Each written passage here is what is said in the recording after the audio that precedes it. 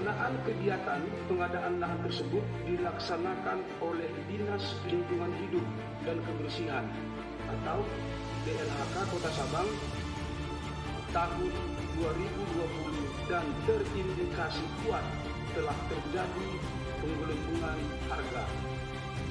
Bahwa juga telah ditemukan adanya indikasi perbuatan melawan hukum dalam proses kegiatan mulai dari tahap perencanaan sampai dengan tahap pembayaran yang diduga mengakibatkan kerugian keuangan negara atau daerah.